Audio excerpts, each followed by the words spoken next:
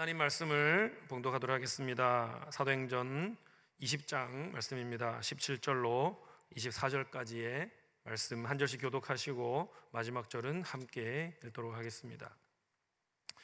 교독합시다. 바울이 밀레도에서 사람을 에베소로 보내어 교회의 장로들을 청하니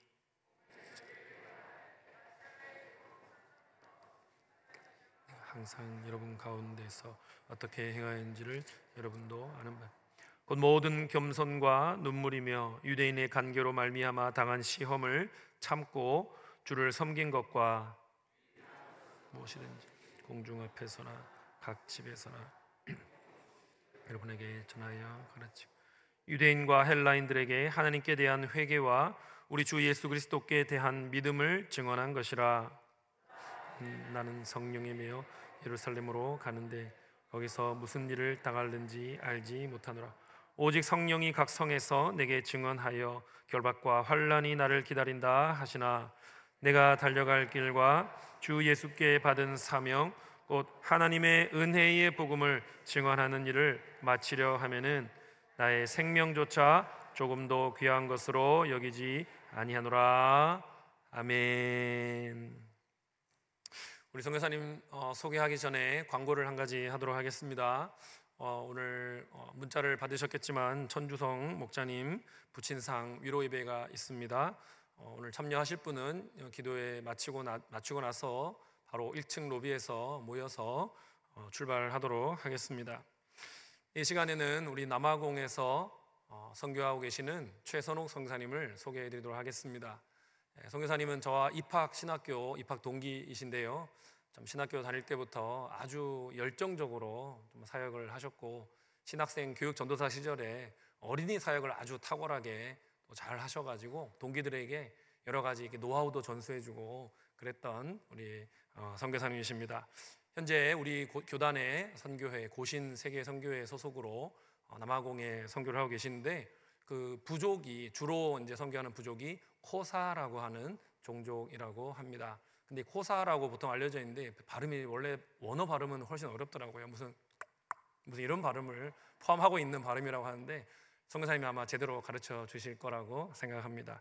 우리 최성훈 선교사님 나오실 때에 우리 큰 박수로 맞이하도록 하겠습니다.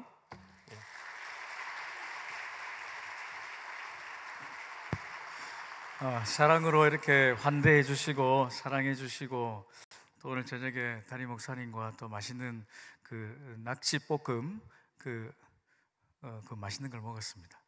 감사합니다.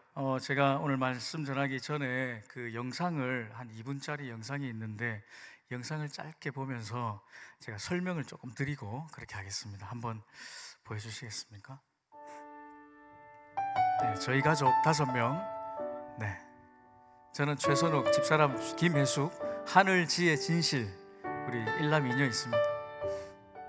저희도 현지 사역자들 이게 오사 종족이라고 하는데 오사 이 종족의 목장 저희도 금요일 저녁마다 집사람이 목녀가 되어서 음식을 나눔을 하고요. 주일은 저렇게 뜨겁게 찬송을 예배를 제가 말씀 암송시키는 겁니다. 로마서 6장 23절 죄의 삭은 사망이요 하는 그 바발로루카틱 하나님의 은혜로 우리 주일학교 아이들 지금은 저 교회를 제가 이제 핸드오버하고 이양하고 현지 사역자에게 넘겨준 상태인데 벌써 한 4, 5년 전이죠. 코로나 당시에 음식 나눔을 했습니다.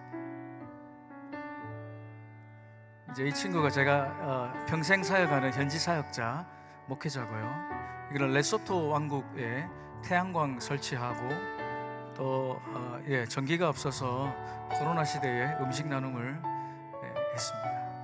모든 것은 다 목장 중심으로 되어지고요. 우리가 평신도 지도자 세미나도 코로나 중에도 저렇게 했습니다. 이제 벌써 5년, 4년, 3년 됐네요. 마스크를 쓰고 목자 수련회를 했습니다. 그리고 다시 또 예배에 모여서 주일 연합 예배와 또 예수 영접기도. 네. 여러분 안녕하세요. 몰레니 바한따나바 우리 유아부 아이들 여러분에게 인사드립니다. 인고 바발로루카틱 하나님의 은혜로 잘 지내시지요? 시아블레라 감사합니다. 바바이. 바이바이. 우리 유치부 아이들 그리고 저희 가족, 아마 기도 편지로 여러분들에게 제가 한 2, 3개월에 한 번씩 편지를 쓰니까 또 선교지 소식은 계속 듣게 되실 겁니다. 오늘 설교 제목이 여러분 성령에 매여 사는 인생. 참 제목이 거창하지만 여러분들께서 이러한 삶을 사시기를 정말 주님의 이름으로 축복합니다. 특별히 헌신하고 또 섬기시는, 사랑으로 먹이시며 그 목장을 또 섬기는 우리 목녀 부부, 특별한 그런 격려를 좀 응원을 드리고 싶습니다. 여러분, 선교 현장에, 제가 한국 살 때부터 선교 현장에 가서 저와 집사람이 늘 좀 의견이 맞지 않는 내용이 있는데 아마 모든 부부가 그러실 거예요. 그 중에 하나가 저는 물건을 이렇게 좀 보면 야, 이거는 고장났고 쓸 수 없고 버려야 되기 때문에 여보, 이거는 도저히 못 쓸 것 같은데 이거 버립시다. 이거 부서졌어요. 이거 고장났어요. 그럼 이제 저희 아내가 늘 이제 하는 말이, 저희 아내는 계속 물건을 모으거든요. 이걸 좀 아껴 쓰고 다시 씻어 쓰고 고쳐 쓰고 하는 그 절약 정신이 있어가지고, 그래서 제가 여보 이걸 이거는 이제 도저히 못 쓰는 거예요. 버려야 돼요. 하면은 집사람이, 주님이 당신도 그렇게 고쳐서 사용하고 계신데 지금 이걸 버리자니 무슨 말이에요? 이거 조금만 이 뚜껑 열어보고 한번 열어보면 무슨 접촉에 문제가 있는지 이거 고칠 수 있어요. 이거 고쳐서 사용하면 돼요 라고 자주 이야기합니다. 사실 우리가 오늘 읽었던 사도 바울의 이 고별 설교 내용, 너무나도 잘 아는 내용인데, 여러분, 사도 바울은 태어날 때부터 성령에 매여 살던 사람입니까? 아니요. 그는 예수 믿는 자를 잡아서 감옥에 가두려고 그렇게 불철주야, 그것이 사명인 줄 알고 다녔던, 하나님과는 완전히 원수된 그 목자, 사도 바울, 나중에 이제 이 목자의 심정을 가지게 되는 그 내용이에요, 오늘 고별 설교가. 그래서 정말 하나님과의 원수가 되었고 도저히 성령에 매여 사는 인생, 이런 제목과는 맞지도 않는 그런 하나님과의 원수와 같은 인생을 살던 사도 바울이 부활하신 예수님을 만나고 그가 완전히 180도 변화되어서 고침받아서 오늘 이 메시지, 성경의 본문들을 에베소의 장로들을 밀레도 섬에 불러서 예루살렘으로 떠나기 전에 이제 증거하는 것이지요. 그래서 서다행전은 별명이 성령행전이고 선교행전이지만 그 앞에 작은 별명을 하나 붙이자면 고침받은 자들의 성령행전이다, 고침받은 자들의 선교행전이다 라고 할 수 있습니다. 사도 바울은 고침받았기 때문에 그가 오늘 이 본문의 말씀을 통해서 나중에 이제 23절, 4절 이렇게 가면 내가 성령에 매여서 라는 표현들이 나와요. 그 고백을 하기까지 그가 얼마나 하나님 앞에, 여러분 좀 아이러니하지 않습니까? 어떤 분은 저 사람은 좀 회개해야 되는데, 저분은 좀 저걸 좀 고치면 좋겠는데, 그런데도 당당하게 그냥 살아가는 사람이 있고, 어떤 분은 저분은 너무 거룩한데 저분 정도면 정말 하나님께서 축복하시고 귀하게 쓰실 것 같은데, 그분은 돌아보면은 늘 엎드려서 회개하고 또 기도하고 안 해도 될 것 같은데 또 기도하는 그 중심이 왜 그럴까요? 오늘 저는 선교사 바울 그리고 목자 바울의 심정으로 오늘 이 말씀을 여러분들에게 나누고자 합니다. 사도 바울이 만약에 이 자리에 서 있다면 그는 동일하게 고백할 것입니다. 여기에 모인 여러분들 한 사람 한 사람들보다 저는 죄인 중에 정말 괴수입니다. 죄인 중에 가장 못되고 악한 죄인 중에 죄인입니다 라고 고백할 것입니다. 그는 그렇게 고백할 필요가 없는 사람이었습니다. 왜 그렇게 고백할까요? 또 그가 내가 나 된 것은 정말 오직 하나님의 은혜로 된 것이지 내가 잘나서 된 것은 아니다, 그는 충분히 자랑할 수 있고 잘났다고 말할 수 있는 사람이지요. 오늘날로 치면은 뭐 미국 하버드 서울대학교 뭐 유수 대학의 박사의 박사 학위를 받았던, 또 미국 시민권자이며 뭐 전 세계에서 누구도 그를 무시할 수 없는, 그러나 그가 하나님 앞에 그렇게 신앙 고백을 했던 이유는 바로 그도 고침받은 자였기 때문입니다. 그래서 너무 사도 바울이니까, 모세니까, 다윗이니까, 그들도 처음부터 그렇게 태어나지 않았습니다. 여러분도 고침받고 또 쓰임받으면 사도 바울처럼, 목자 바울처럼 쓰임받을 줄로 믿습니다. 그래서 오늘 이 말씀에 특별히 18절부터 이제 보시면은, 여러분 사도 바울이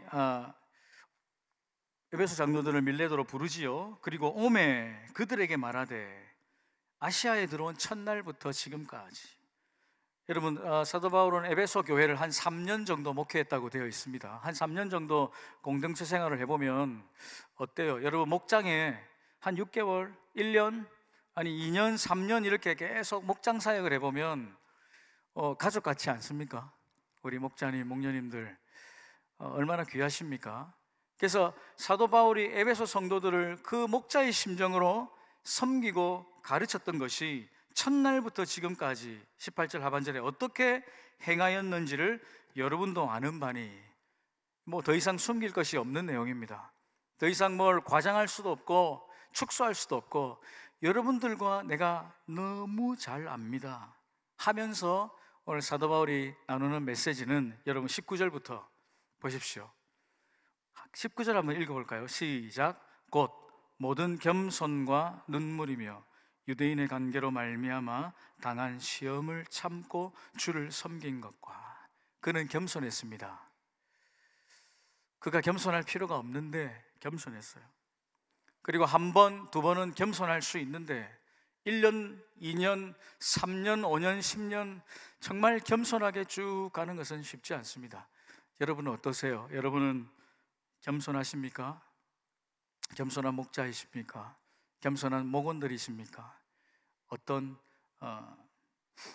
상황입니까? 여러분 선교 현장에도 이 겸손함이라는 것이 너무너무 필요한데, 저도 이제 올해 이제 13년 선교 사역을 하고 두 번째 텀 6년 한 번 하고 7년 한 번 해서 13년 만에 또 두 번째 텀 안식년에 들어왔는데, 처음에 2011년도에 파송을 받고 선교지에 들어갈 때는 제가 얼마나 이 흑인 친구들을 사랑하고 좋아했는지 하나님 앞에, 주님 저 좀 피부 좀 새까맣게, 그들과 똑같이 새까맣게 좀 되게 해주세요 기도할 정도로 제가 그들과 함께 되고 싶은 마음이 있는 거죠. 왜요? 그들의 언어를 배우고 그들의 문화를 익히면서.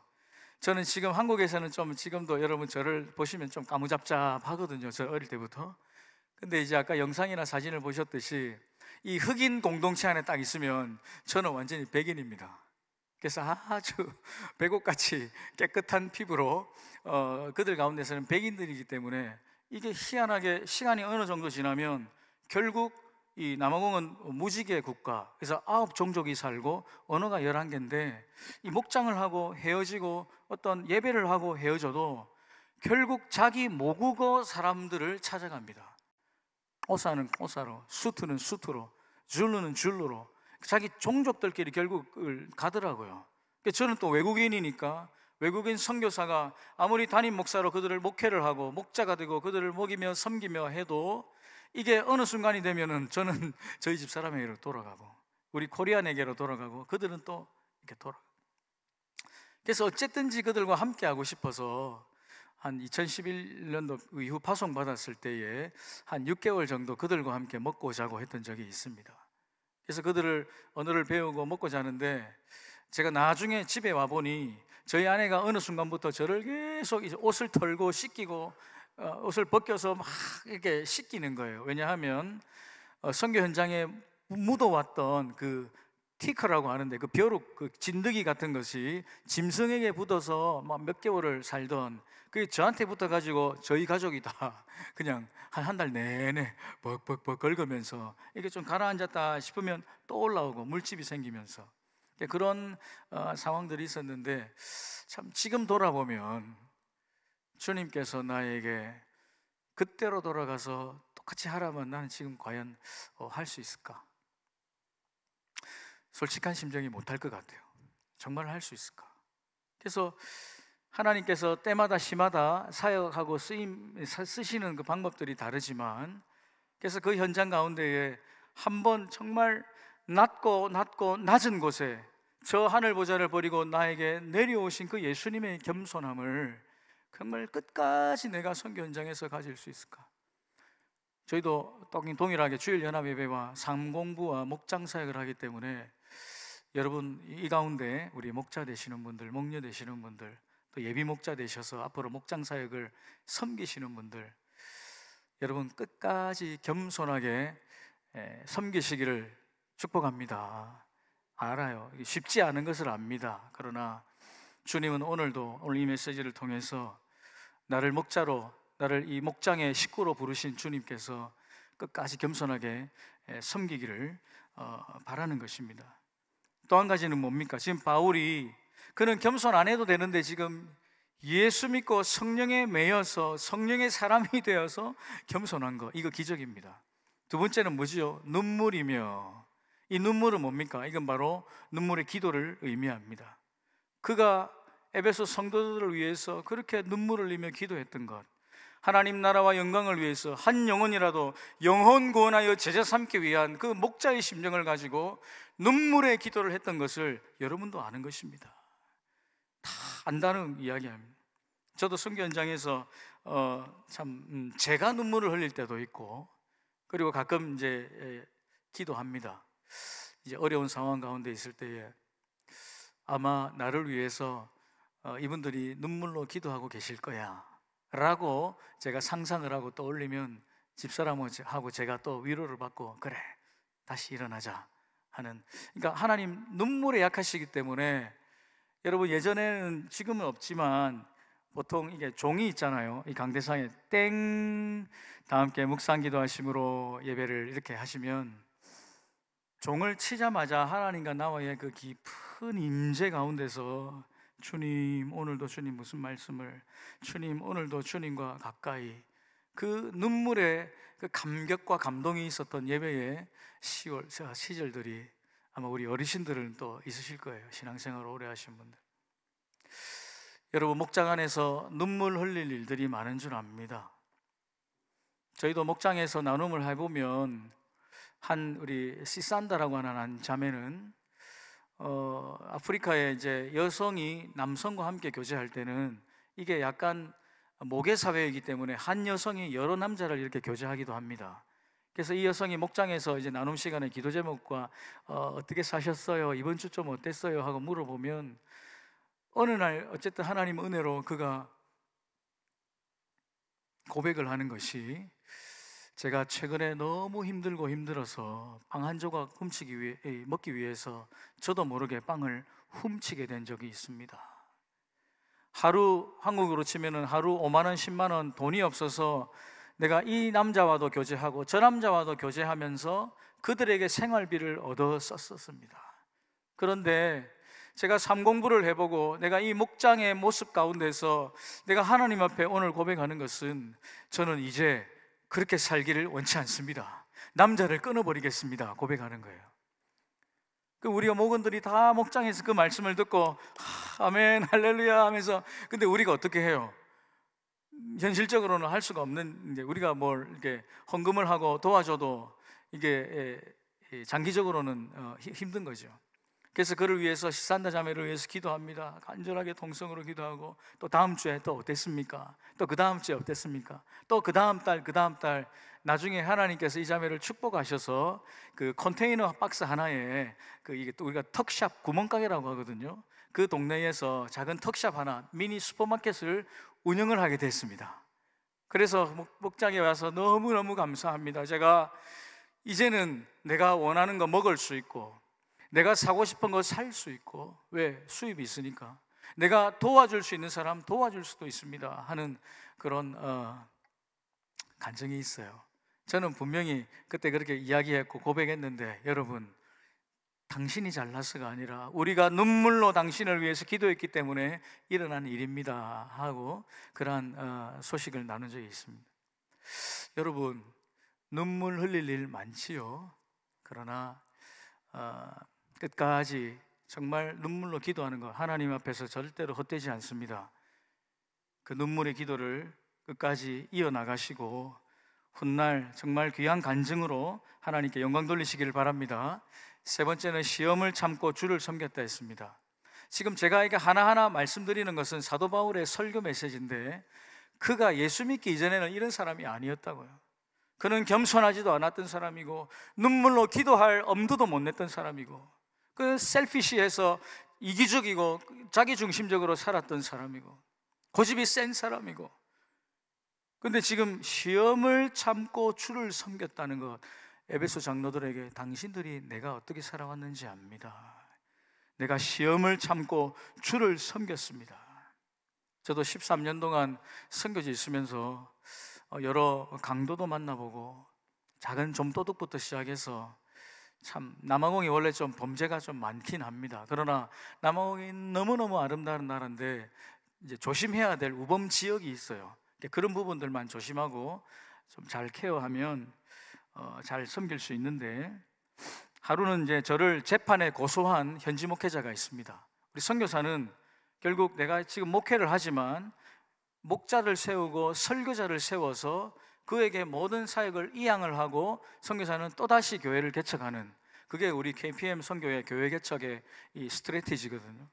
그래서 이 전략을 가지고 가는데, 제가 개척한 교회가 아니고 먼저 본 이제 선배 선교사님이 개척했던 그 교회를 중간에 제가 이양을 받아서 넘김을 받아서 나머지 한 8년 정도 목회를 했어요. 그리고 8년 뒤에 아까 우리 나왔던 그 사진에 리빙워터 교회라고 생명수 교회를 이제 이양을 했습니다. 근데 그 과정 중에 어떤 힘듦이 있었냐면, 현지 사역자 한 명이 그러니까 그 이전에 시니어 우리 선교사님이 사셨을 때 예전에 교회의 목회자, 어떻게 보면 초창기 멤버지요. 그가 이제 제가 새롭게 교회를 섬기고 있으니까 저를 고소해서 재판에 저를 넘기고, 저는 법을 잘 모르니까 어느 날 보니까 교회에 출입 금지 명령이 나와 있더라고요. 그래서 이게 무슨 일이지 하고 보니까 교회 성도들도 목사님 지금 교회 오면 안 됩니다. 혹시 이 법을 어기면 더 다음에 큰 어려움 단계가 있습니다. 그래서 제가 한 3개월 정도를 마치 사도 바울이 감옥에서 교회에 서신서를 쓰듯이 저는 집에서 우리 그 설교자와 목자들에게 A4지 한 장에 이제 내용을 프린트를 해가지고 이거 이번 주 메시지입니다 하고 줍니다. 그럼 이제 한 3개월을 저는 교회에 발을 못 들이니까 일단 온라인으로 또는 주중에 만나서 이거 이번 주에 나눠주세요. 근데 어쨌든 성도들이 그 현지 사역자가 너무너무 악하다는 것을 아니까 성도들이 우리를 위해서 기도해주고 목사님 조금만 더 하면서 우리가 계속 온라인으로 만났습니다. 그리고 나서 나중에 재판에 교회가 저를 보호해주는 재판을 해가지고 재판에 이겼지요. 아무리 봐도 이 선교사가 악하지 않고 이걸 지금 고소해서 이 교회 건물과 땅을 자기가 뺏어버리면 그것을 팔아버리거든요. 그러면 교회 하나가 증발되는 것입니다. 선교 현장에 이런 일들이 사실 자주 일어나는 편이에요. 그래서 교회를 지키고 땅을 지키고 이 NGO 또는 NPO 이 커미티 조직을 만들어서 보호해야 되는 그런 기구가 필요합니다.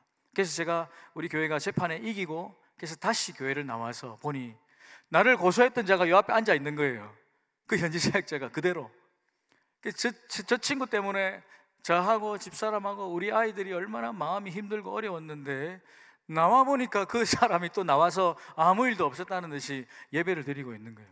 그래서 저는 그 친구를 볼 때마다 마음이 어떻겠어요? 나를 고소해서 쫓아내려고 했던 저 원수 같은 사람 될 수도 있지만 저희 아내와 저는 그를 용서했고 다시 정말 아무 일 없었듯이 또 참고 또 그를 받아들여야만 했습니다. 근데 어쨌든 시간이 자연스럽게 지나니까 그는 결국 자기 마을로 떠나게 되었고 교회가 아름답게 제가 이제 장로 2명, 남집사, 여집사 합쳐서 10명, 그리고 청년 설교자 2명 신학 공부를 시키고 이제 이 리빙 워터 교회를 8년 목회하고 나서 이렇게 이양을 했습니다. 그래서 이제 그들이 제가 없어도 스스로 목회하고 전도하고 목장하며 그들이 그렇게 살고 있습니다.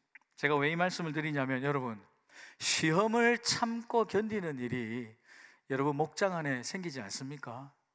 아마 이제 목자가 아니신 분들은 모를 수도 있어요. 그러나 내가 또 오늘도 참아야 되고, 또 내가 저 사람을 받아들여야 되고, 우리 새가족이나 우리 VIP들을 그렇게 끝까지 또 섬겨야 되는, 참고 견뎌야 되는 일들이 있죠. 여러분, 혹시 오늘 이 자리에 목사님, 오늘은 도저히 못 참습니다. 목자님, 오늘은 내가 도저히 못 참습니다. 내가 이거를 반드시 말을 하고 터뜨려 버려야겠습니다. 오늘 나를 말리지 마세요 라고 혹시 그 마음으로, 그런 답답한 심정으로 앉아 계신 분 계시면 제가 뭐라고 할까요? 참으십시오.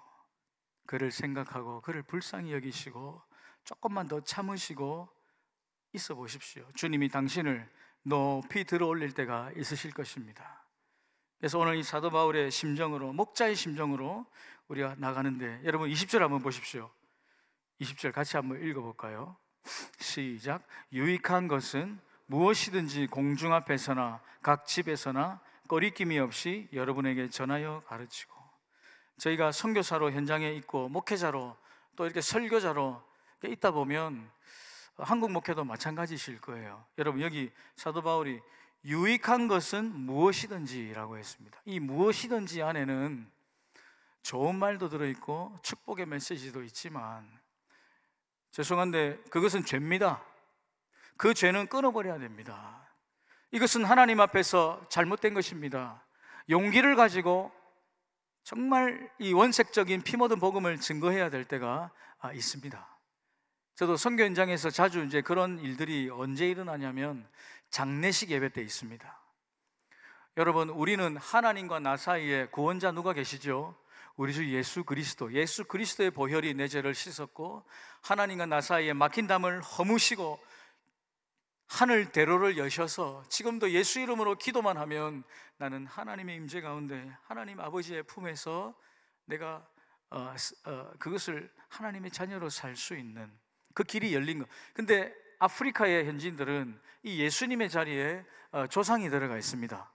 그래서 조상 숭배 혼합 종교가 아프리카 대륙에 가장 팽배해 있는 건데, 그래서 장례식 예배 때에 우리 할아버지가 돌아가시면은 이 돌아가신 할아버지 관을 여기 앞에 두고, 평소에는 저희 교회가 한 50여 명 출석을 하는데 장례식 예배 때는 일가 친척 멀리 있는 사람들이 다 와서 한 200여 명이 꽉 예배당 안에 앉아 있어요. 그러면은 그 온 이유가 궁금하지 않습니까? 그들이 믿는 믿음은 뭐냐면, 그들의 구원관은 뭐냐면, 죽은 저 할아버지가 그 영혼이 이 땅을 9천을 떠돈다 그러죠. 우리가 이 영혼을, 이 땅을 날아다니면서 내가 잘하면, 제사 잘 지내면 나에게 복을 주고, 내가 좀 뭐 제사 안 지내거나 좀 나쁘게 하면 조상이 나에게 저주할 거야. 이게 그들이 갖고 있는 그 관념이에요. 그래서 자기 먼 친척이지만 할아버지가 돌아가시거나 할머니가 돌아가셔서 장례 예배를 드리면 1주일이고 2주일이고 그들이 멀리서 이렇게 날아옵니다. 차를 타고 몇 밤 며칠 이렇게, 남아공은 한국보다 12배가 큰 나라거든요. 10시간이고 20시간이고 차를 타고 이렇게 오는데, 오는 이유가 뭐냐면 오늘 이 장례식 예배에 내가 출석 도장을 꽝 찍은 것입니다. 그래서 대부분의 사람들이 오늘 내가 이 장례 예배, 저 죽은 할아버지가 영원히 나를 바라보고 있으니까 나를 축복하시겠지 하고 앉아 있는 것이 그 조상 숭배가 팽배한 아프리카의 현지입니다. 그때는 여러분, 오늘 이 사도 바울의 고백처럼 무엇이든지 내가 거리낌이 없이 공중 앞에서나 집에서나 여러분에게 전하여 가르쳤다 했는데, 저에게도 그런 용기가 필요할 때입니다. 영적인 전쟁이 있는 선교 현장은 저를 싫어하는, 한국으로 치면 무당이나 쌍고마라고 부르는 그 위치크래프트라고 하는 위치 닥터들이 우리를 죽이려고 그래요. 그럼 그런 영적 전쟁 가운데 있기 때문에 오늘은 이 우리 성도 한 5, 60명 빼놓고 다 불신자들이 장례식 예배에 모였기 때문에 제가 원색적인 복음을 이제 오히려 용기를 내서 선포하기 시작합니다. 여러분, 여기 누워있는 할아버지의 시신이 지금 영혼을 떠돌면서 여러분을 복주고 저주한다고 생각하시지요? 그렇지 않습니다. 제가 이제 외국인이지만 이게 현지인 말로 바발로 루카틱, 하나님의 은혜로 여러분들이 구원받는 것입니다 하고 현지인 말을 섞어 쓰면서 영어로 설교를 하는데 눈이 동그랗게 이제 보는 거죠. 저 사람이 이상한 말을 한다. 우리는 저 할아버지가 지금 살아서 우리에게 복 준다고 믿고 있는데, 히브리서 9장 27절, 한 번 죽는 것은 사람에게 정하신 것이죠. 그 외에는 뭐가 있습니까? 심판이 있지요. 이 할아버지도 하나님 앞에 심판의 앞에 서서 천국 아니면 지옥이지, 여러분 구천을 떠돌면서 여러분에게 복 주시는 것이 아닙니다. 그는 페이크예요, 가짜예요. 예수 그리스도의 피 묻은 복음이 오늘 여러분의 죄를 용서하고 하나님과의 막힌담을 하실 겁니다. 제가 이제 용기를 내서 그들에게 유익하니까요, 용기를 내서 복음을 선포하면 하나님 또 은혜를 주셔서, 오늘 장례 예배지만 오늘 마음을 열고 내가 하나님의 자녀가 되겠다고 다짐하시는 분들은 손을 드시고 예수님을 영접하십시다. 그러면 이제 하나님께서 택한 영혼들이 또 마음을 열고 예수님을 영접하는 그런 기적적인 역사가 있습니다. 여러분, 목장 안에서도 거리낌이 없이 뭔가 유익한 것이 있다면 목장을 섬기면서 여러분 마음껏 그렇게 베푸시고 섬기시기를 바랍니다. 때로는 바른 소리 해야 될 때가 있고, 때로는 하나님의 피 묻은 복음을 정확하게 증거해야 될 때가 있어서 두려움도 있지만은, 그러나 용기를 내시고 목자 바울의 심정으로 여러분 목장을 잘 함께 섬겨 나가시기를 바랍니다. 그리고 사도 바울이 가르쳤던 내용들이 보십시오. 21절에 하나님께 대한 회개를 가르칩니다. 주 예수께 대한 믿음을 내가 가르쳤습니다. 여러분, 은혜의 복음이 무엇인지 24절에, 25절 하나님의 나라가 어떤 것인지를, 27절 하나님의 뜻이 무엇인지를 사도 바울이 이러한 것들을 어떻게 가르칩니까? 그가 다메섹 도상에서 부활하신 예수님을 만나지 않았다면 그는 이것과 아무런 상관없는 사람, 그러나 그가 고침받고 쓰임받아서 회개가 무엇인지, 믿음이 무엇인지, 복음이 무엇인지, 하나님의 나라가 무엇인지 그렇게 선포하고 가르쳤다는 것을 그 장로들에게 거리낌 없이, 그렇게 말할 필요도 없을 정도로 그들이 다 알고 있었죠. 그러나 사도 바울이 오늘 이 말씀을 나누기 위해서 그가 이야기합니다. 22절 여러분 같이 한번 읽어볼까요? 시작. 보라, 이제 나는 성령에 매여 예루살렘으로 가는데 거기서 무슨 일을 당할는지 알지 못하노라. 아멘. 지금 사도 바울이 이 말을 하고 싶은 거예요. 내가 예루살렘으로 가기 전에 여러 장로님들, 여러분들을 이렇게 만나서 보고 싶은 이유는 여러분에게 이러한 메시지를 나눌 뿐만 아니라 제가 이제 갑니다. 근데 성령에 매여서 갑니다. 사도 바울이 이런 말들을 할 수 없었던 사람, 성령과 상관없던 사람이 그가 지금 내가 이제 성령에 매여서 예루살렘으로 갈 건데 거기서 무슨 일을 당하는지 알지 못합니다. 여러분, 성령에 매여 살면 어떻습니까? 여러분 그렇게 살아보시니까 어떻습니까? 성령이 충만하게 살면 어떻습니까? 일이 만사형통할 것 같고, 내 자녀가 다 잘 될 것 같고, 모든 질병이 다 치유될 것 같고, 모든 어려움과 고난은 다 사라질 것 같은 것이 우리 성령 충만 받아서 그런 느낌이 아니겠어요? 그러나 성령 충만이라는 것은 내가 지금이라도 주님만 생각하면 내 마음이 평온하고 감사가 넘치고 주님 그리하지 아니하실지라도 그런 고백들이 나오는 거 아니겠습니까? 제가 2011년도에 선교사로 파송받기 전까지, 원래는 2008년도죠 8년도부터 9, 10, 11, 그러니까 원래 3년 전에 파송받게 되어 있었는데 그 당시에 저희 아들이 9살이었는데 백혈병 진단을 갑자기 받게 됩니다. 그래서 주님 이게 무슨 날벼락입니까? 이게 무슨 일입니까? 주님 왜요? 왜 TV나 영화에서만 나오던 그런 스토리들이 왜 우리 집에, 그리고 나는 지금 빨리 이 부교육자 목회 사역을 마치고 빨리 선교지로 가서 훈련받아서 우리 선교지로 가야 되는데, 주님 이게 무엇입니까? 저는 많은 불평과 원망과 그리고 회개의 기도를 하나님 앞에 많이 했습니다. 그러니까 성령이 충만하고 주님 말씀과 기도로 주일 예배 때마다 그 목사님의 그 메시지를 가지고 또 힘을 내고 살고, 세상 속에서 또 목장 안에서 내가 그렇게 잘 사는 것 같았는데 돌아보니 만사형통이 아니라 자녀 고통, 같은 통 돌림인데 이건 다른 거죠. 만사형통이 아니고 자녀가 이렇게 고통받는 그 훈련이죠. 지금 돌아보니까 주님께서 저희를 선교지 가기 전에 기도시키셨던 훈련이셨습니다. 내 뜻이 산산이 깨지고 광야를 지나는 이런 훈련의 시간들 때문에 훈련을 받았던 것 같아요. 저희 아들이 지금은 이제 25살인데 올해 저기 부산의 고신대학교를 졸업하고 또 다른 대학원에 입학을 해서 이제 건강하게 또 건장하게 지금까지 건강하게 있습니다. 그래서 그 당시에 그 일 때문에 내가 너무너무 마음이 힘들어서 주님 주님 하면서 그 고난, 그 광야와 같은 시간을 지내면서 이제 하나님 은혜로 회복되는 거죠. 그 당시 거제도에서 서울 성모병원까지 저하고 집사람이 교대로 이제 왔다 갔다 했었는데, 모든 치료를 다 마치고 저희는 주님 치료해 주셨다, 완치, 이렇게 생각했는데, 이제 병원에서는 요즘은 완치라는 것은 없고요, 치료 종결이라고 합니다. 왜냐하면 이 병명을 가진 아이들이 또 재발할 수도 있기 때문에 저희가 조심스럽게 완치하지 않고 치료 종결. 저희는 아멘, 주님 치료해 주셨으니까 완치지요. 지금 회복됐으니까. 그래서 이제 집사람에게 여보, 다시 우리 어플라이 합시다. 우리 고신 KPM 선교 훈련에 다시 어플라이해서 우리 갑시다 해서 2011년도에 이제 파송을 됐습니다.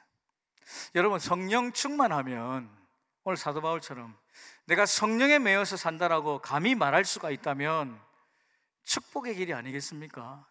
그럼에도 불구하고 고난이 여전히 있고 질병이 여전히 있고 죽음이 여전히 있는 것은 하나님의 뜻이 있지요. 우리가 다 해석할 수 없는 그런 뜻이 있습니다. 그러나 한 가지 확실한 건 뭐냐면, 여러분, 성령은 별명이 있습니다. 성령의 또 다른 닉네임은 한번 따라 하실까요? 정상으로 돌려놓는 영이다. 이 정상이라는 것은 노멀 라이프를 말하는 거죠. 일상생활을 그냥 정상적으로 계속하는 것입니다. 신비롭게 뭔가 기적이 일어나고 그럴 때도 있지요. 성령께서 역사하실 때가 있어요. 그러나 우리가 평소에 믿음 생활하고 신앙 생활하는 성령에 매여서 성령의 임재와 성령의 충만한 가운데 신실하게 신앙생활하는 사람은 결국 내 자리로 돌아가게 되어 있습니다. 그 자리가 정상적인 나의 삶의 자리가 되는 것입니다. 저는 목사입니다. 선교사입니다. 목사와 선교사가 선교지로 가서 정상적으로 하는 일은 뭐가 될까요? 거기 가서 제가 막 딴짓 할까요? 관광 이렇게 막 시키고 또 아무런 이야기도 아무런 선교사역도 없이 내 마음대로 살까요? 아니요. 목사는 또 말씀을 피고 또 기도를 하고 또 말씀을 펴서 준비하고, 내가 해야 될 정상적인 일은 성도를 섬기며 영혼을 감당하는 거죠. 남편의 정상적인 일은 뭘까요? 우리가 잘 아는 남편들아, 뭡니까? 아내를 사랑하라. 남편은 자연스럽게 아내를 사랑하게 되어 있습니다. 그냥 신혼 때만 반짝 사랑하는 것이 아니라 세월이 갈수록 내 아내가 너무 사랑스럽고 주님이 나에게 붙여주신 이 배필, 남편이 아내를 사랑하는 것은 너무너무 성령에 매여 살고 성령에 충만하게 사신다면 그것은 정상적인, 아내가 성령에 매여 충만하게 사는 정상적인 삶은 뭘까요? 남편이 존경스럽게 보여집니다. 남편이 너무너무 존경스럽고, 그래서 남편을 뒷바라지하고 또 남편을 순종하고, 부모로서 자녀에게 정상적인 것은 그들이 밤에 잠들어 누워 있을 때 몰래 들어가서 이 아이가 아무리 속을 썩이지만 그의 머리를 만지든지 발목을 붙잡든지 축복의 기도를 밤마다 해주는 그 부모의 마음이 그것이 아닐까요? 자녀들은 뭡니까? 엄마 아빠가 아무리 나보다 지적으로 뛰어나지 않아도 엄마를 존경하게 되고 아버지를 존경하게 되고. 왜요? 그 오계명 아닙니까? 이게 땅에서 장수하는 비결이잖아요. 그러니까 성령에 매여서 산다는 것은 앞날을 예언하고 뭔가를 다 보고 기적적인 일만을 바라보는 것이 아니라 주님 나에게 맡겨주신 그 일들을 내가 아주 자연스럽게 아주 정상적으로 그 일들을 행하는 것입니다. 목자의 정상적인 역할은 뭘까요? 목장을 생각할 때마다 우리 목장이 너무너무 아쉽고 아무도 잘하는 사람도 없고 나 혼자 아둥바둥 몸부림치는 것 같아도 목자로서 목장을 섬기는 사명을 받으셨다면 여러분이 끝까지 기도하시고 또 그들을 섬기시고 목자 바울의 심정으로 그렇게 가는 것, 그거 정상입니다. 여러분 목장 안에 목원이시라면 우리 목자님을 위해서 기도하는 거, 여러분 성도들이 담임 목사님을 위해서 기도하는 거, 그리고 교육자들을 위해서 기도하는 거, 이 모든 이 삶의 내용들이 성령으로 충만한 교회와 성도들과 공동체는 영혼 구원과 제자 삼는 일에 자연스럽게 집중하게 되어 있습니다. 그러므로 우리 사랑하는 우리 성도 여러분, 자기로 돌아가게 하는 정상으로 돌려놓는 영이신 이 성령께서 여러분들과 함께 하시기를 주님의 이름으로 축복합니다. 그래서 사도 바울이 내가 지금 성령에 매여서 달려가는데 예루살렘 갈 건데 무슨 일이 일어나는지 모르나. 그러나 여러분 마지막 24절 한번 읽겠습니다. 시작. 내가 달려갈 길과 주 예수께 받은 사명 곧 하나님의 은혜의 복음을 증언하는 일을 마치려 하면은 나의 생명조차 조금도 귀한 것으로 여기지 아니하노라. 아멘. 여러분 아멘이십니까? 이거는 사도 바울이니까 이런 위대한 고백을 하시는 거겠지? 아닙니다. 그가 예수를 만나고 고침받고 우리처럼 예수님을 나의 구주로 영접하고 세례받고 이제는 내가 교회 직분을 받아서 교회의 일들을 하나하나 감당하고 목장과 교회를 섬기는 그 작은 일이라도 맡음을 받았다면 여러분 동일하게 이 고백할 수 있어요. 내가 달려갈 길과 주 예수께 받은 사명, 이 사명을 사도 바울은 곧 뭐라고요? 하나님의 은혜의 복음을 증언하는 일. 이거 뭡니까? 8글자로 영혼 구원 제자 훈련.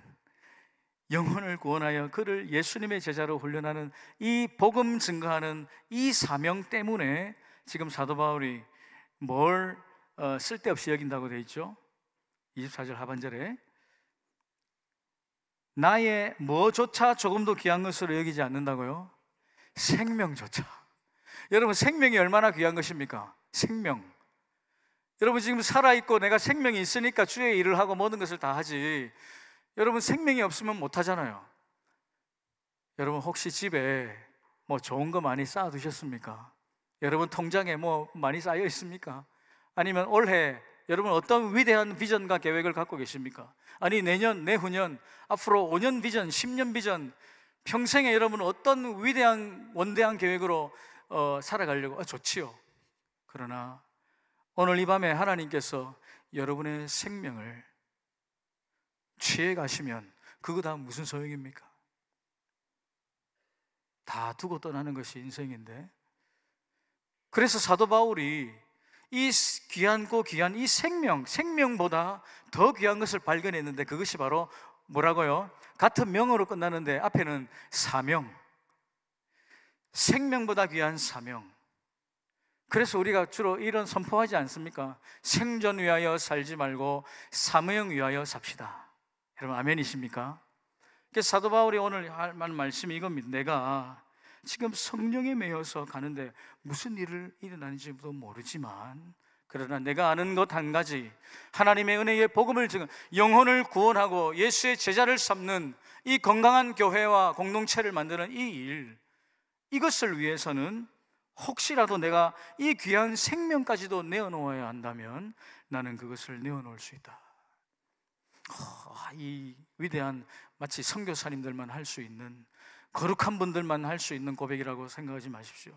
여러분의 삶의 현장과 여러분의 그 목장과 공동체 현장에서도 여러분들 그렇게 주님이 쓰시기 위해서 여러분 부르셨다는 사실을 오늘 이 저녁에 깨달으시기 바랍니다.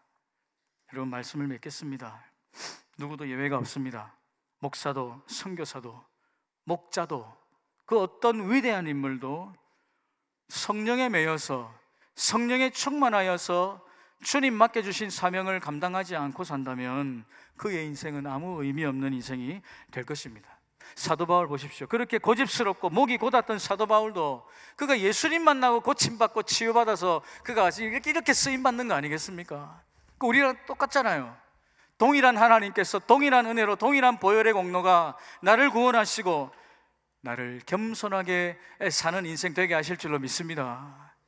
눈물의 기도, 주님 나에게도 눈물의 기도를 주십시오.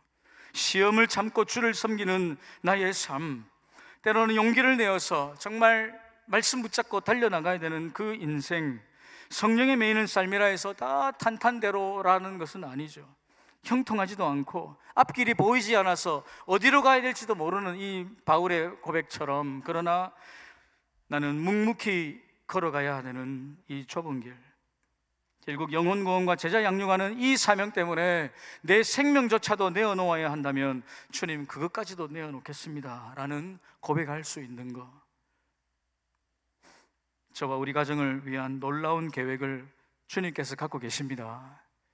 그 계획에 여러분 순종하시고 주의 몸된 교회에서 내가 어떻게 될지도 모르겠다 그러면 우리 목사님 가르치시는 대로, 목자가 인도하시는 대로, 이 교회 안에서 이 말씀이 흘러가게 하시는 대로 그거 순종하며 나아가면 주님 앞에서 여러분 올 한 해 성령 충만한, 오늘 설교 제목 성령에 매여 사는 인생 여러분도 될 수 있는 줄로 믿으시길 바랍니다. 될 수 있습니다. 성령에 매여 살고 성령께서 나에게 주신 이 정상적인 나의 기능과 삶을 회복해서 하나님의 자녀답게 살아가는 그런 복음의 도구, 선교의 도구 되시기를 주님의 이름으로 축복합니다. 아멘. 한번 기도하겠습니다. 하나님 감사합니다. 아버지께서 우리를 고치시고 나를 치유하시고 지금까지 사용하시는 줄로 믿습니다. 사도 바울도 고치셨던 것처럼 나도 치유하시고 고쳐주셔서 사도 바울이 목자의 마음으로 고백했던 내용들이 나의 고백이 되게 하시고 나의 삶과 사역이 되게 하여 주시옵소서. 감사하며 예수님의 이름으로 기도합니다. 아멘. 귀한 말씀 전해주신 선교사님께 감사의 박수 한번 전하겠습니다. 선교사님 감사합니다. 또 기도회가 마치고 나서 당회실에서 선교사님과 간담회 시간이 있습니다. 관심이 있거나 선교사님과 교제를 원하시면 참석해 주시기 바랍니다. 함께 찬송하겠습니다. 찬송가 505장 찬송하겠습니다.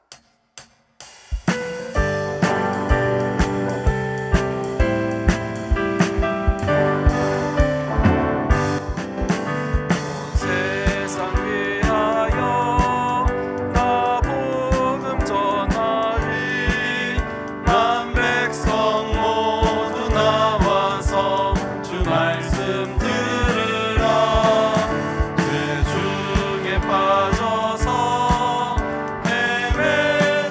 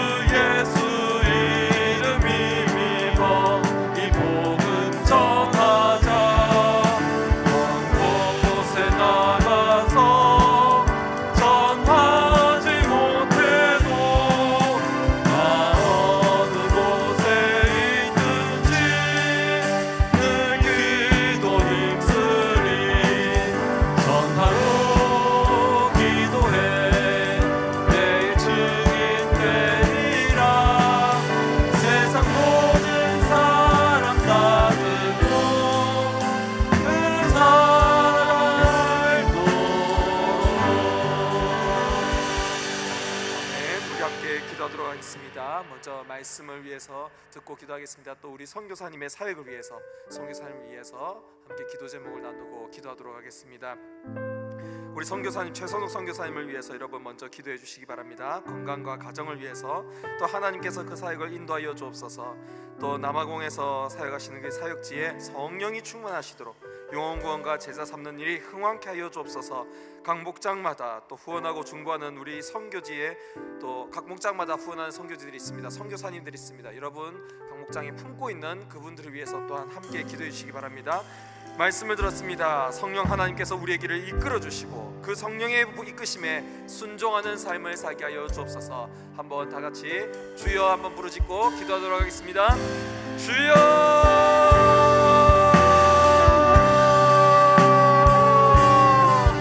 하나님 아버지, 오늘 선교사님을 보내주셔서 감사합니다.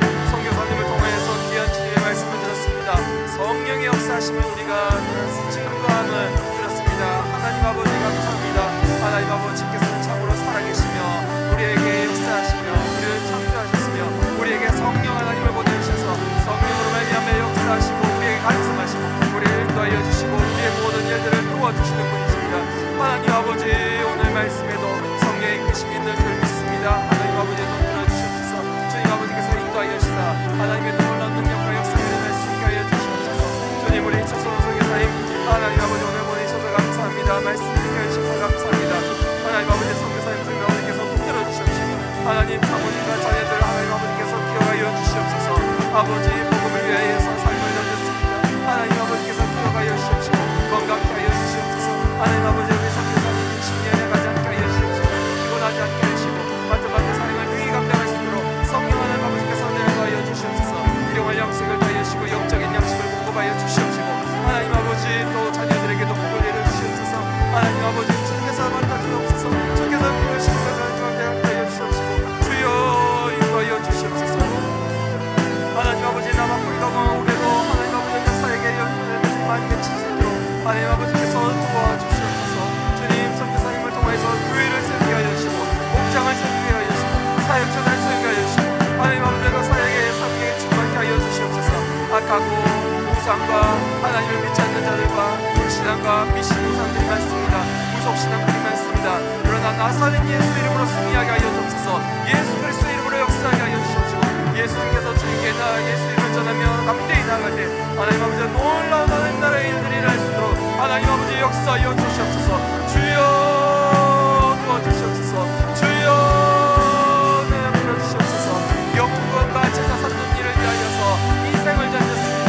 하나님 아버지 영구원과 제자 삼는 일 예수 그리스도의 그 명령을 우리가 인생 안에 있어서 하나님 아버지 붙들어 주시옵시고 주님 인도하여 주시기를 간절합니다. 하나님 아버지 또한 우리 아버지 울산 시민교회 각 목장마다 보이는 선교지가 있습니다. 선교사님이 있습니다. 하나님 아버지 우리 선교지를 위해서 기도합니다. 하나님 아버지 세계 남방 곳곳에서 아버지 영구원을 위해서 수고하고 있는 우리 선교사님이 있습니다. 하나님 아버지 그 선교지들마다 하나님 아버지께서 도와주시옵소서.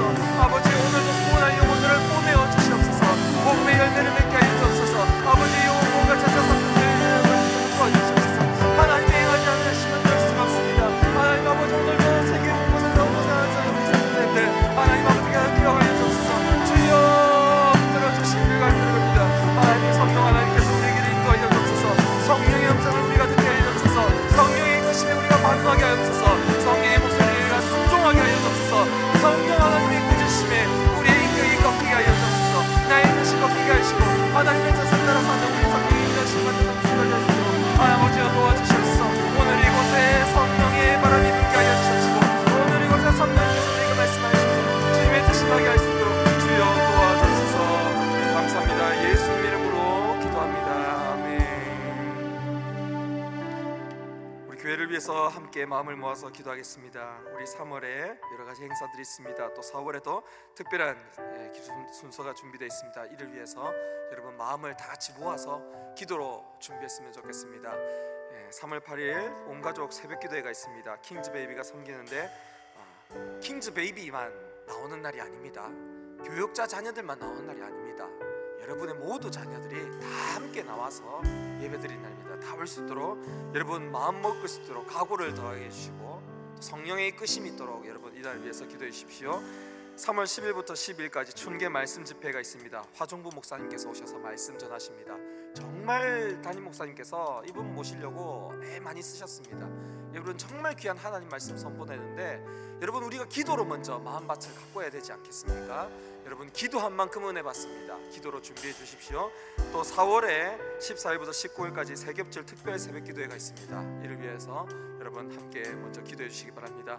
또 우리 교회에서 이 행사들을 위해서 또 여러 가지 섬김을 위해서 눈에 보이지 않는 곳에서 일꾼들이 많습니다. 관리와 사무와 방송과 우렛들과 도서관과 복지재단과 시설과 주방과 서점과 차량 등 보이는 곳 보이지 않는 곳에서 정말 섬기는 손길들이 있습니다. 여러분 생각나시는 대로 또 기도 제목 보시면서 한번 함께 기도해 주시기 바랍니다. 주여 한번 부르짖고 기도하도록 하겠습니다. 주여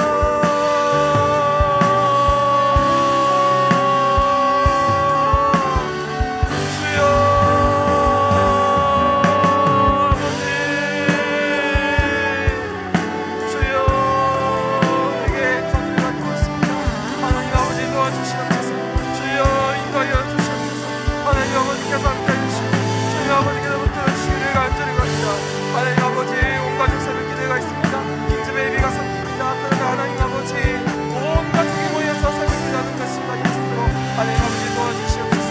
우리의 여러 가지 믿음을 지나게 들어주시옵소서. 주여 우리를 도와주시기를 간절합니다. 하나님 아버지 믿음의 세대가 전수되게 하여 주시옵소서. 이 믿음이 전수될 수 있도록 주여 역사하여 주옵소서.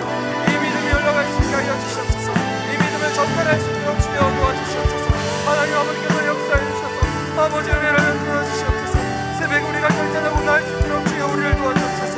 주님 아버지가 먼저 결단케 하여 주시고 어머니가 결단케 하여 주시고 자녀들이 순종하게 하여 주옵소서.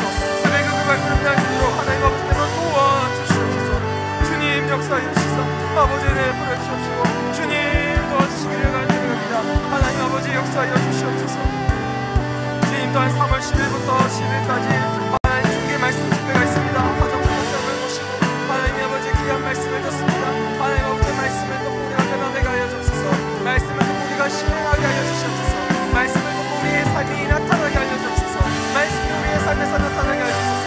말씀이 우리의 메모지에서 나타나는 것이 아니라 우리의 머무르는 삶에 부는 것이 아니라 우리의 손에서 나타나게 하시고 우리의 발에서 나타나게 하시고 우리의 언어에서 나타나게 하여 주시옵소서. 주님 말씀으로 변화된 삶을 살 수 있도록 하나님 아버지 도와주시옵소서. 아버지여 저는 기도하다가 또 새벽에도 우리가 말씀을 드립니다. 하나님 아버지 도와주시옵소서. 역사하여 주옵소서.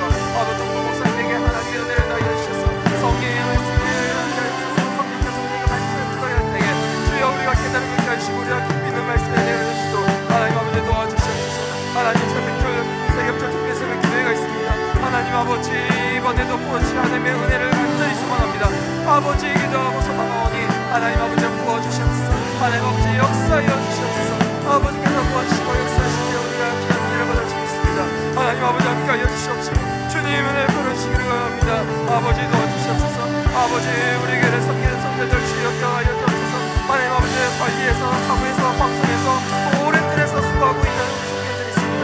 하나님 아버지 도서관과 복지재단과 시설과 주방과 또 서점과 차량 등 눈에 보이지 않는 곳에 섬기는 일꾼들이 있습니다. 하나님 아버지 교회 들어가여 주시옵시고 주여 교회를 이루어 나가는 우리 수고하는 성도들 하나님 아버지께서 기억하여 주시옵시고 주께서 역사해 주시사 주님의 놈들을 주여 기억하여 주옵소서. 주님의 놈들에게 하나님 아버지의 은혜를 다하여 주옵소서. 우리의 인간 능력을 하는 것이 아니라 성령의 능력을 할 수 있도록 하나님 아버지 도와주시옵소서. 감사합니다. 이 모든 것 예수님 이름으로 기도합니다. 아멘.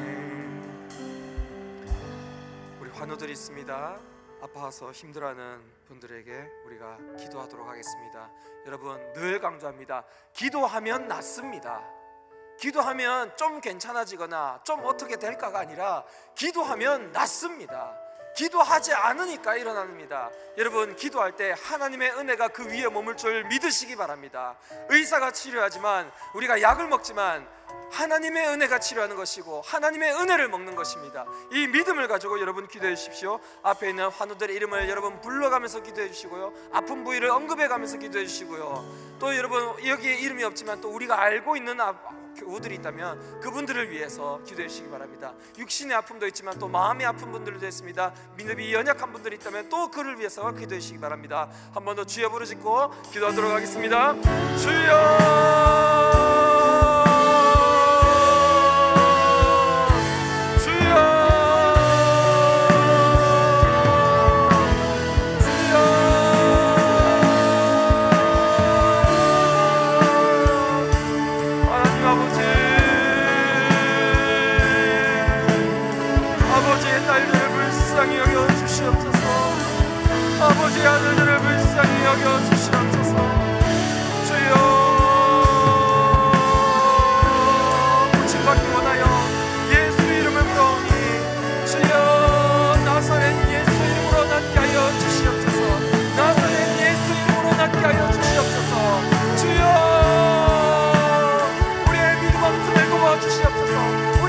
약함을 도와주시옵소서. 주여 우리가 믿나이다, 우리가 믿나이다, 우리가 믿음으로 나아가오니 주여 우리의 믿음을 도와주시옵소서. 믿습니다. 주여 믿습니다. 주여 우리가 믿나이다. 믿음을 도와주시옵소서. 우리의 믿음에 응답하여 주시옵소서. 주님 믿는 자들이 여기 있습니다. 우리의 연약함을 도와주시옵소서. 주여 도와주시옵소서. 주여 우리가 믿나이다. 하나님 아버지 도와주시옵소서. 주여 우리의 아픔을 주님 아버지께서 만져주시옵소서. 많이 끝에서 말씀까지 하나님이 있으셨사오니 하나님 아버지 우리의 육신을 주님 아버지께서 들어주시옵소서. 주여 위로하여 주시옵소서. 이금승선도 신동승선도 신한선선도 유승현 집사 이승희 목령 이영수 집사 김혜철 선도 황정희 집사 임상희 집사 하나님 아버지 도와주시옵소서. 아버지 암으로 고생하고 있는 주님의 백성들 주여 도와주시옵소서. 그 암 tempo가 스며들게 하여 주시옵소서. 주께서 고치시고 치료하여 주시옵소서. 하나님이 위로하여 주시옵소서. 아버지께서 고쳐주시옵소서. 하나님 아버지 사고로 인하여서 고통받고 있는 주의 자녀가 있습니다. 하나님 아버지 오늘의 통증을 치료해주시옵소서. 주여 위로하여 주시옵소서. 세상이 더 나아가게 하여 주시옵소서. 뼈가 아프게 하여 주시옵소서. 아버지의 관이 정상으로 돌아오게 하여 주시옵소서. 아버지와 관과 췌장과 신장과 아버지 우리 안에 있는 모든 장기들이 다시 회복될 수 있게 하여 주시옵소서. 하나님 아버지 우리 내 생명을 도와주시옵소서. 아버지 도와주시옵소서. 하나님 아버지 주의 예수님께서 영광을 주시고 우리의 문제를 주시고 고쳐주시옵소서. 우리 한 어머니를 만들어내게 하시고 우리 한번 동달하게 하시고 하나님 다시 돌아가신 만큼 우리가 돌아갈 수 있게 하여 주시옵소서. 아버지여 우리의 건강을 허락하여 주옵소서. 우리의 육신이 하나님의 것입니다. 아버지여 우리의 육신은 주인이 되신 주님께서 주님의 아버지께서 주님의 역사이시옵시고 주님의 주권을 우리에게 나타내 보여주소서. 주여 우리를 위로하여 주옵소서. 주여 우리를 고쳐주시옵소서. 하나님 아버지의 지민이를 불쌍히 여겨 주옵소서. 지민이를 고쳐주시옵소서. 지민이의 가능한 아버지가 도와주시고 신뢰하고 아버지의 양암 치료하는 아버지가 도와주시고 지민이의 가능한 아버지를 도와주시고 주여 역사해 주시옵소서. 주여 은혜를 도와여 주시옵소서. 하나님 아버지 도와주시기를 드립니다. 주님 우리 주민을 도와주시옵소서. 주민에게 하나님 아버지의 은혜를 도와여 주시옵소서. 주님 아버지께서 고쳐주시고 치료하여 주시옵소서. 믿지 않는 우리 아이들 하나님 아버지께 사랑하여 주셔서 예수 그리스도를 믿는 믿음에 들어가여 주옵소서. 우리 양육은 하여 주신 아버지가 들어주시소. 주여 믿음이 들어가게 하여 주옵소서. 주여 믿음이 들어가게 하옵소서. 예수 믿게 하여 주옵소서. 예수 믿게 하여 주옵소서. 구원하여 주시옵소서. 예수 믿고 구원받게 하여 주옵소서. 그 영혼을 구원하여 주옵소서. 주님 예수 믿는 역사에 일어났으므로 하나님 아버지께서 도와주시옵소서. 감사합니다. 이 모든 것 예수님 이름으로 기도합니다. 아멘. 계속해서 여러분 기도하겠습니다. 성령 하나님께서 우리에게 기도 제목을 주십니다. 이것으로 기도해라 라고 계속해서 주실 것이 있습니다. 여러분 그 말씀 듣고 그 부르심에 응답하여서 개인적인 기도 제목으로 계속해서 기도하시다가 돌아가시면 되겠습니다. 함께 기도하는 시간 가지겠습니다. 기도합시다. 아버지 아버지 주여 우리를 불쌍히 여겨 주시옵소서. 우리의 죄악만을